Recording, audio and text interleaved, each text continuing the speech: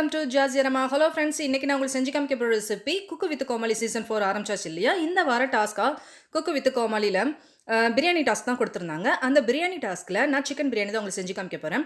Chicken biryani ஒவ்வொருத்தரும் ஒவ்வொரு விதமாக செய்வாங்க. யார் எந்த விதமாக செஞ்சாலுமே ஒவ்வொருத்தருக்கும் ஒவ்வொரு வித டேஸ்ட்டும் ஒவ்வொரு வித ஃப்ளேவரும் கிடைக்கும். நம்ம இன்றைக்கி எப்படி செய்யலாங்கிறத இந்த வீடியோவில் பார்க்கலாம். வீடியோவை ஸ்கிப் பண்ணாமல் கடைசி வரைக்கும் தொடர்ந்து பாருங்கள்.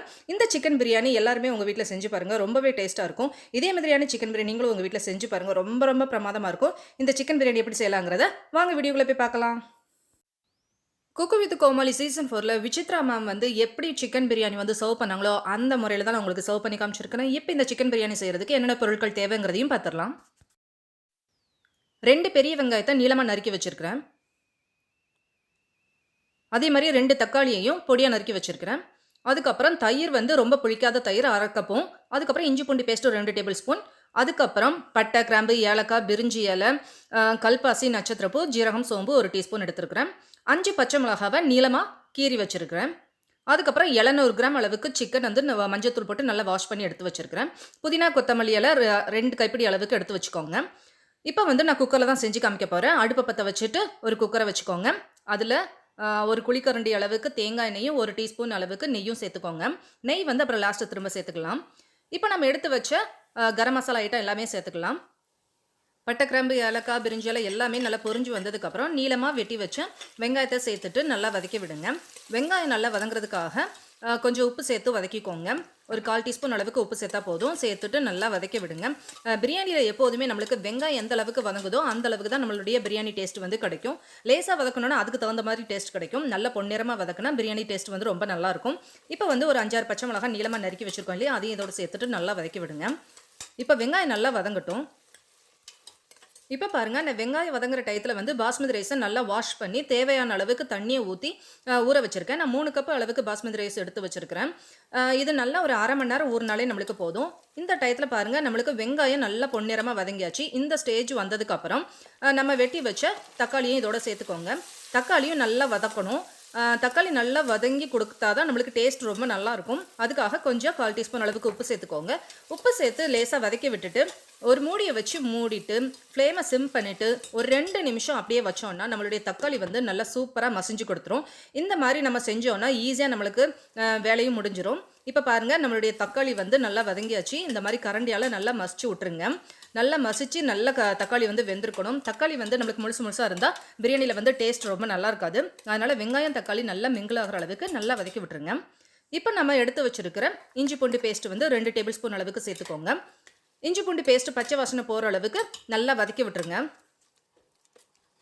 இப்போ பாருங்கள், இஞ்சி பூண்டோட பச்சை வாசனை போயாச்சு. நல்லா போனதுக்கப்புறம் லேசாக எண்ணெயும் பிரிஞ்சு வரும் பாருங்கள். நல்ல எண்ணெய் இந்த மாதிரி பிரிஞ்சு வந்ததுக்கப்புறம் 1/4 டீஸ்பூன் அளவுக்கு மஞ்சத்தூள் சேர்த்தா போதும். ரொம்ப அதிகமாக மஞ்சத்தூள் சேர்த்தோன்னா பிரியாணிக்கு டேஸ்ட் ரொம்ப நல்லா இருக்காது. 1 ஸ்பூன் அளவுக்கு மிளகாத்தூளும் சேர்த்துக்கோங்க. ஏன்னா பச்சை மிளகா சேர்த்துக்கிறதால காரம் பார்த்து சேர்த்துக்கோங்க. சில பேருக்கு பிரியாணி அதிகமாக காரம் இருக்கிறது பிடிக்கும். அந்த மாதிரி உள்ளவங்க இன்னும் கொஞ்சம் நாள் நீங்கள் மிளகாத்தூள் சேர்த்துக்கலாம்.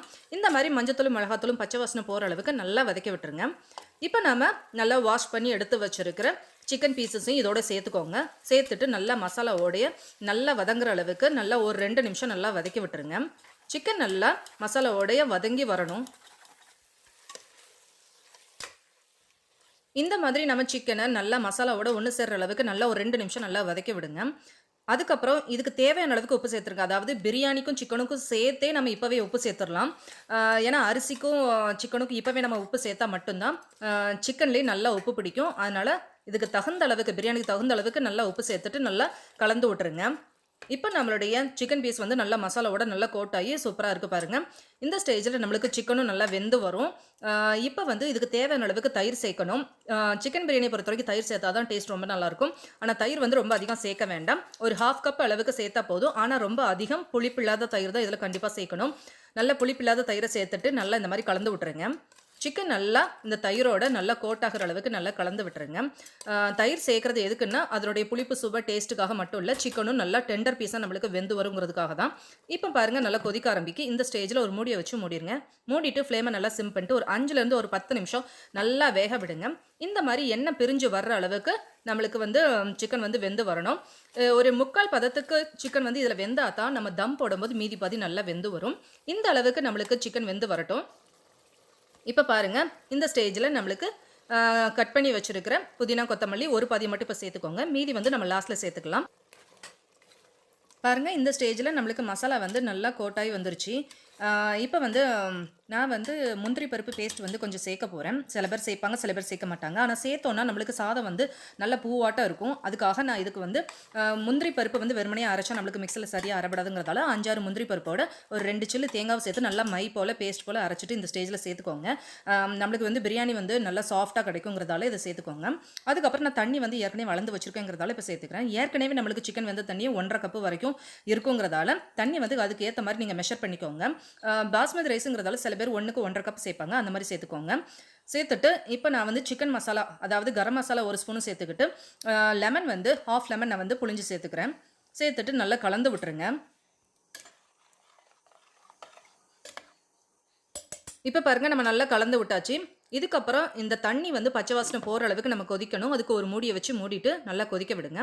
இப்போ பாருங்கள், நல்லா கொதிக்க ஆரம்பிச்சிருச்சு. இந்த ஸ்டேஜில் நம்ம ஏற்கனவே கட் பண்ணி வச்சுருக்கிற புதினா கொத்தமல்லி இலை மிச்சம் வச்சுருக்கோம் இல்லையா, அதையும் இதோட சேர்த்துக்கோங்க. இந்த ஸ்டேஜில் தான் நம்ம பிரியாணிக்கு தகுந்த அளவுக்கு உப்பு கரெக்டாக இருக்காங்கிறத இப்போ செக் பண்ணிக்கிடணும். இப்போ வந்து உங்களுக்கு பத்தலைன்னா இந்த ஸ்டேஜ்லேயே நீங்கள் சேர்த்துக்கோங்க. புளிப்பு, உப்பு, காரம் எல்லாமே சரியாக இருக்கான்னு செக் பண்ணிக்கோங்க. இப்போ நம்ம ஊற வச்சுருக்கிற பாஸ்மதி ரைஸை தண்ணி எல்லாத்தையுமே வடிச்சுட்டு நல்லா சேர்த்துக்கோங்க. ஆனால் இதில் வந்து உப்பு வந்து எந்த மாதிரி நம்ம பார்க்கணுன்னா, நாக்கில் நம்ம அந்த டேஸ்ட்டு பார்த்தோன்னா நிச்சயம் கரிக்கிற தன்மை இருந்தால் மட்டும்தான் பிரியாணி வந்து நம்ம சாப்பிடும்போது கரெக்டாக உப்பு இருக்குங்கிற அர்த்தம். அதனால் பிகினர்ஸ் வந்து கரெக்டாக அதை செக் பண்ணி சேர்த்துக்கோங்க. இப்போ வந்து நல்லா கொதிக்க ஆரம்பிச்சதுக்கப்புறம் குக்கர் மூடி வச்சு மூடிட்டு நல்லா ஆவி ரிலீஸ் ஆகும்போது அதுக்கப்புறம் தான் நம்ம வெயிட்டு சேர்க்கணும். நல்லா ஆவி ரிலீஸ் ஆனதுக்கப்புறம் வெயிட்டை சேர்த்துட்டு ஃப்ளேமை நல்லா சிம் பண்ணிட்டு ஒரு 10 நிமிஷம் வேக விட்டாலே போதும். சூப்பரான நம்மளுடைய பிரியாணி வந்து சூப்பராக மெத்தடில் வந்து தம் ஆயிரும். இப்போ பாருங்கள், நம்மளுடைய பிரியாணி சூப்பராக வெந்துருச்சு. இப்போ பாருங்கள் எப்படி இருக்குன்னு பாருங்கள். நல்ல உதிரா சூப்பராக அழகாக இருக்கலாங்க. நல்லா அழகாக வந்திருக்கலாங்க இந்த பிரியாணி. மணக்க சூப்பரான தம் பிரியாணி இப்போ ரெடி ஆயிடுச்சு. இந்த ஸ்டேஜில் 2 ஸ்பூன்லேருந்து 3 ஸ்பூன் அளவுக்கு நீங்கள் நெய்யை சேர்த்துட்டு நல்லா கலந்து விட்டுக்கோங்க. ஓவராக மிக்ஸ் பண்ணோன்னா நம்மளுக்கு வந்து அரிசி உடஞ்சி போயிடும். அதனால் இந்த ஸ்டேஜ்லேயே நம்ம எடுத்து வச்சுட்டோன்னா சூப்பராக சாப்பிட்றதுக்கு ரெடி ஆயிரும். இதே மாதிரியான பிரியாணி நீங்களும் உங்கள் வீட்டில் செஞ்சு பார்த்துட்டு எப்படி வந்துச்சுங்கிறது எனக்கு கமெண்ட் பண்ணி சொல்லுங்கள். அதோட இந்த வீடியோ பிடிச்சிருந்துச்சுன்னா உங்கள் ஃப்ரெண்ட்ஸுக்கு ஷேர் பண்ணுங்கள், லைக் பண்ணுங்கள், கமெண்ட் பண்ணுங்கள், சப்ஸ்கிரைப் பண்ண பிறந்தவங்க. உங்களை நெக்ஸ்ட் வீடியோவில் சந்திக்க வரை பாய் அண்ட் தேங்க்யூ.